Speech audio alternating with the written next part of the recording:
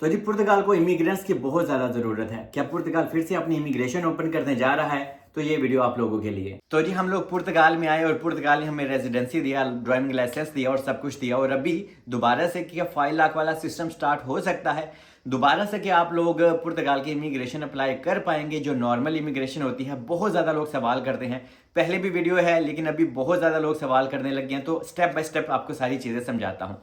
सबसे पहले जैसे कि मैं यहाँ पे आया, मैंने रेजिडेंसी हासिल की। बाद में जब आपके पास रेजिडेंसी आ जाती है तो आप अपना ड्राइविंग लाइसेंस भी चेंज कर सकते हैं, जैसे कि मैंने भी चेंज कर लिया। पुर्तगाल के फ़ायदे तो बहुत ज़्यादा हैं लेकिन यहाँ की लाइफ बिल्कुल भी आसान नहीं। लेकिन अभी सवाल ये है कि इमिग्रेशन कब ओपन होगी, क्योंकि जो आर्टिकल 88 और 89 था पुर्तगाल ने वो बंद कर दिया। ये वो आसान आर्टिकल था जिसमें अगर आपके पास वीज़ा था या नहीं था, चाहे आप डंकी लगा के यूरोप में आए थे या किसी भी तरह से, और बाद में आप समझ लें कि आप किसी तरह से डंकी लगा के आ गए हरियाणा से या पाकिस्तान, इंडिया से, ठीक है, कहीं से भी, और आप जर्मनी, फ्रांस आए, बाद में आप पुर्तगाल आ गए, तो आपको आराम से अपनी रेजिडेंसी मिल जाती थी। आपको यहाँ पे कुछ डॉक्यूमेंट्स रिक्वायरमेंट होती थी, कुछ आपको थोड़ी सी धक्के ठुड्डे भी खाने होते थे, लेकिन आखिरकार आपको रेजिडेंसी मिल जाती थी। और हज़ारों की तादाद में इंडियन, पाकिस्तानी, नेपाल, बांग्लादेश के लोगों ने रेजिडेंसी हासिल की। लेकिन सबसे ज़्यादा रेजिडेंसी हासिल की है ब्राज़ील के लोगों ने। एनीवे, तो बाद में यहाँ पे इतना ज़्यादा रश हो गया क्योंकि पुर्तगाल का जो इमिग्रेशन प्रोसेस है बहुत स्लो हो गया। क्योंकि जब किसी भी यूरोपियन कंट्री में इमिग्रेशन ओपन होती है ना, तो सारा दबाव और सारा रश उसी एक कंट्री में हो जाता है, जैसे कि पुर्तगाल में हो गया। और पुर्तगाल में जनाब यूके से लोग आए, जर्मनी, स्वीडन, बेल्जियम, फ्रांस, हर कंट्री से लोग पुर्तगाल में आए और उन्होंने अपनी रेजिडेंसी हासिल की, जिनमें से एक मैं भी हूँ। तो इस वजह के कारण रश बढ़ते बढ़ते काफ़ी ज़्यादा चला गया। तो पुर्तगाल के हाथों से चीज़ें निकलना स्टार्ट हो गई कि यार हमसे चीज़ें वाइंड अप नहीं हो रही। आइमा का प्रोसेस बहुत स्लो हो गया, जो डॉक्यूमेंटेशन मिलने मिलाने का था, तो हमको भी प्रॉब्लम हुई और गवर्नमेंट को भी प्रॉब्लम हुई। तो पुर्तगाल ने क्या कहा कि अभी हम इमिग्रेशन बंद कर देते हैं। तो इन्होंने आर्टिकल 88 और 89, मतलब कि जो 5 लाख आप लोग करते थे वो अभी इन्होंने बंद कर दिया। अगर कोई इंसान आपको अभी भी कहे कि आपकी 5 लाख हो सकती है तो ऐसा बिल्कुल नहीं हो सकता। So please don't do any illegal things, okay. ये ना हो कोई इंसान आपको कहे कि आपके 5 लाख करवा दूंगा तो उन्हें तो लाख करवा देना, आपके पैसे भी वेस्ट हो जाएंगे। सो प्लीज़ थोड़ा सा होशियार रहिएगा।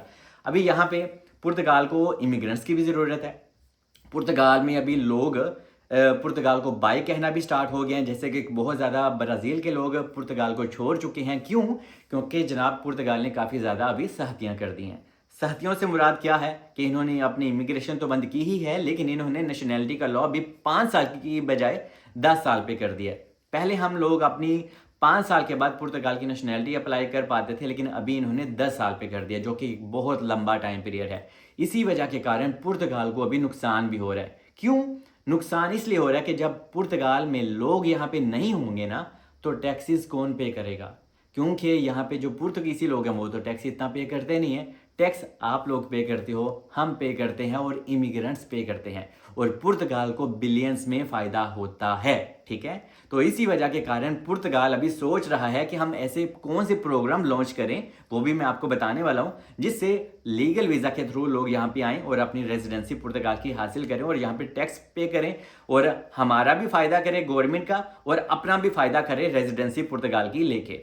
तो यहाँ पे लेकिन जो नाजी पार्टी है, जो सियासी एक पार्टी है, वो लोग किसी भी इमिग्रेंट्स को पसंद नहीं करते, और हम इंडियन पाकिस्तानियों को तो कतई नहीं करते। उनका काम, उनका एक ही मौक़िफ़ है कि यहाँ पे जितने भी इमिग्रेंट्स हैं वो यहाँ से चले जाएं। लेकिन नाजी पार्टी को ये एहसास नहीं होता कि अगर इमिग्रेंट्स ही यहाँ पे चले जाएंगे तो टैक्स कौन पे करेगा। लेकिन वो कहते हैं ना कि हर बंदा अपनी ही लालच में है, अपनी सीट बचाने के चक्कर में कंट्री को तबाह बर्बाद कर दो, तो ऐसे भी लोग यहाँ पे होते हैं, ठीक है।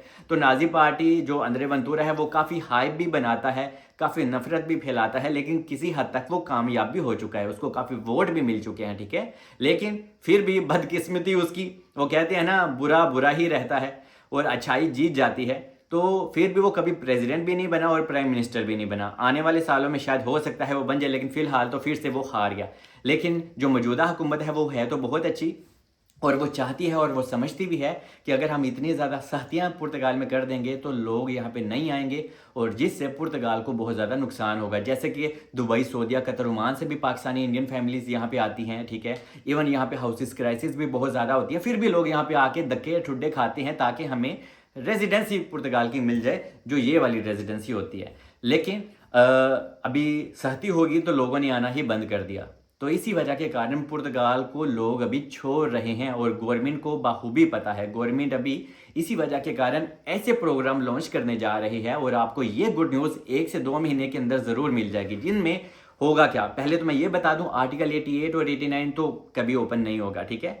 पुर्तगाल इमिग्रेशन तो ओपन करेगा, लेकिन इसमें पुर्तगाल अभी चाहेगा कि आप डायरेक्ट पुर्तगाल का वीज़ा लेके आएँ, जिसमें जॉब सीकर वीज़ा और seasonal visa, work permit visa. हालांकि इसकी अपॉइंटमेंट बहुत मुश्किल से मिलती है, लेकिन पुर्तगाल इसके ऊपर आने वाले दिनों में काम कर रहा है कि लोग डायरेक्ट पुर्तगाल में एंट्री मारें। इंडिया, पाकिस्तान या कहीं से भी आपने अप्लाई करना है तो वीज़ा प्रोसेस थोड़ा सा आसान कर रहा है, ठीक है। और इसके बाद डी कैटेगरी के वीज़ा और स्टडी वीज़ा। स्टडी वीज़ा का रेशो पहले भी पुर्तगाल का बहुत अच्छा है, आपको इंडिया पाकिस्तान से अपॉइंटमेंट में मिल जाती है, लेकिन के जॉब सीकर इनकी मेन रग है। जॉब सीकर सीजनल वीज़ा ये ओपन करेंगे और स्किल लोगों की इनको ज़रूरत है।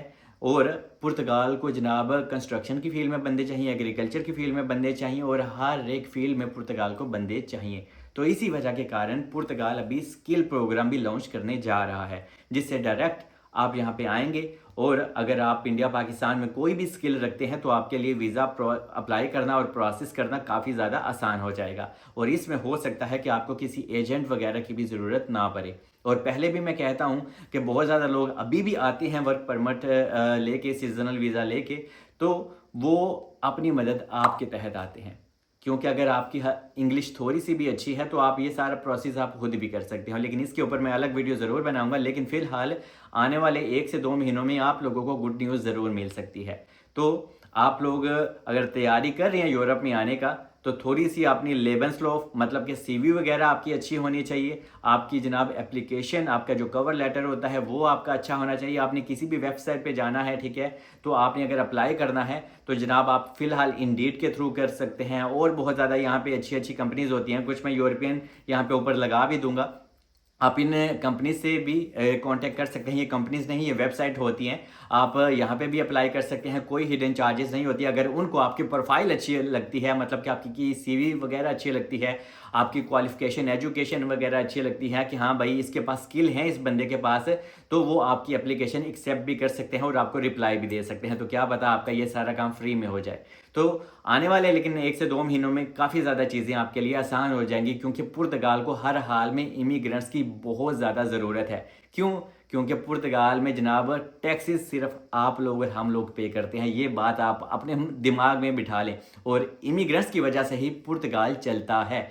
ये एक टूरिस्ट कंट्री भी है पुर्तगाल, लेकिन टूरिस्ट का क्या होता है, यहाँ पे आते हैं, आके चले जाते हैं, लेकिन हम लोग तो यहीं पर पक्के पक्के डेरे डाल लेते हैं ना। तो हमें अगर जॉब नहीं भी मिलती तो हम फिर भी अपनी पॉकेट से भी टैक्स पे करना हो तो हम टैक्सेस पे करते हैं, जो कि समझ लें कोई 300 यूरो का टैक्स बनता है हर महीने। 300 यूरो हर महीने अगर मैं टैक्स की बात करूं, आपकी सैलरी होती है 920 यूरो और तकरीबन 300 यूरो तक का अगर आपका टैक्स होता है, इसमें आपके ओनर ने भी देना होता है, आपकी कंपनी ने भी टैक्स आप देना होता है, लेकिन आप भी थोड़ा सा देते हो।